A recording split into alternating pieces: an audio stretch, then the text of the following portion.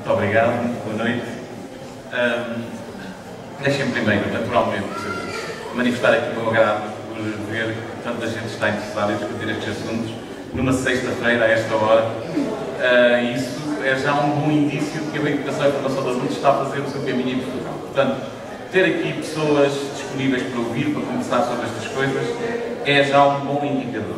Segundo, explicar-vos o que é que me aconteceu.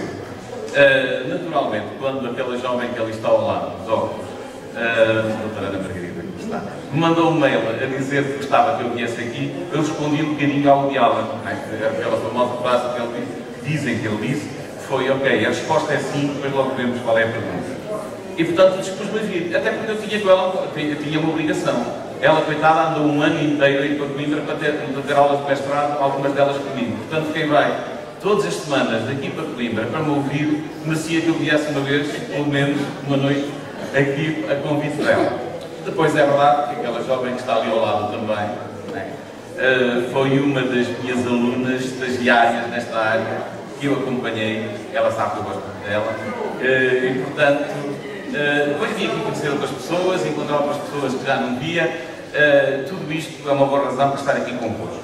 Agora, o que é que eu achava que vinha aqui fazer? Como eu não lhe perguntei nada, ela mandou-me no mail dizer que a conversa era sobre formação, trabalho e desenvolvimento. E então eu achei que ia ter aqui uma conversa sobre como é que estes três conceitos se podiam articular em favor das pessoas. Bem, já percebi que talvez seja melhor reorientar um pouco a conversa para as questões do reconhecimento. Enfim, são duas coisas que eu gosto muito. Falar sobre formação foi o início da minha vida profissional. Fui técnico do Instituto de Emprego e Formação Profissional, dirigente, gestor, tive responsabilidades regionais, fui obrigado a pensar muito sobre formação, era uma coisa naturalmente muito agradável. E sobre esta coisa do reconhecimento de competências, eu digo que é uma coisa que eu sou obrigado a gostar, até para me sentir bem comigo próprio, porque trabalho nisto do ponto de vista de investigação e de pesquisa há 14 anos. Ora, se eu não gostasse desses temas, eu já tinha dado no mínimo esquizofrénico. Portanto, é melhor que eu me sinta bem com isto, que eu gosto destas coisas e que possa falar sobre elas em qualquer circunstância. Então vou fazer aqui uma espécie de quadratura do círculo. Não é hoje o programa, não é às quartas, portanto, quinta à quinta. É um programa que já não vejo para há um mês, portanto estou à vontade agora para tentar fazer aqui a quadratura do círculo. Que era tentar usar algumas notas, não é uma calma, nós agora estamos na era da informática, dos computadores. Eu diria que construíamos para aqui algumas notas que eu vou chamar pomposamente de periférico de memória. Fica mais bonito, não é? Porque no tempo dos computadores. Vou usar estas notas do meu periférico de memória, voltando-os um pouco para esta discussão do RBCC, do reconhecimento. A primeira, quando depois recebi realmente o programa que a Ana Margarida me mandou, eu pensei o que é que eu posso dizer sobre isto, formação, trabalho e desenvolvimento. E lembrei-me que eu tinha pelo menos 3 hipóteses de abordar com profundidade este enunciado, de interpretar este enunciado. Como ia ser muito maçudo abordar com profundidade cada uma destas leituras, eu vou fazer uma breve síntese destas 3 possíveis leituras, tirando algumas conclusões então para o conhecimento. Primeiro, esta ideia de formação como uma absoluta, como um contributo incontornável que nós temos que recorrer para promover a qualidade do trabalho e para promover o desenvolvimento. É verdade que não estava aqui dito qual era o tipo de desenvolvimento. Se era um desenvolvimento integrado, total, se era um desenvolvimento económico, social ou cultural. Falamos de desenvolvimento, pode ser entendido como um desejo político. E em Portugal isto é muito importante.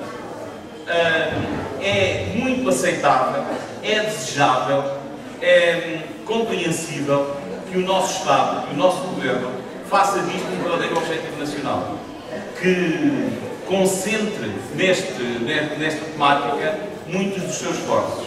E eu quero dar-vos 2 ou 3 números para nós pensarmos um bocadinho. Os nossos atrasos são históricos e devem-se, enfim, a algumas razões que é até interessante nós podermos refletir um pouco. Primeiro, não sei se já alguma vez pensaram quando é que foi a primeira vez que numa Constituição portuguesa apareceu o direito de todas as pessoas a terem o ensino básico completo. Na altura não se chamava básico, chamava-se instrução primária, mas pronto. Era esta a ideia. Foi na Constituição Liberal, na década de 30 do século XIX. Vão lá, 170 e poucos anos. 170 anos. 173 ou 174. Bem, sabem quando é que nós, efetivamente, tivemos a generalidade das nossas crianças no ensino primário? Reparem, não estou a dizer a totalidade, mas pronto, já eram 98%, já era aceitável. 120 anos depois. Portanto, só em 1955 é que Portugal conseguiu ter, efetivamente, todas as nossas crianças na escola. Isto leva a um número simples. Portugal entrou no século XXI, este número é interessante, Portugal entrou no século XXI com 9 vezes, em termos percentuais, obviamente, 9 vezes mais analfabetismo que a França entrou no século XX. Portanto, de 1899 para 1900, a França tinha 1% de analfabetismo. De 1999 para 2000, Portugal tinha 9%, no censo de 2000, para ser mais correto. Tínhamos 9% de analfabetismo. É verdade que há uma coisa que é muito verdade em Portugal, e que agora vale a pena a parte que eu poderia ter convosco.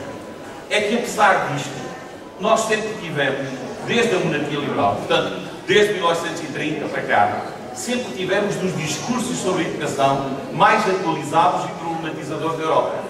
Nós a discursar e a criar leis, nós fomos sempre fantásticos.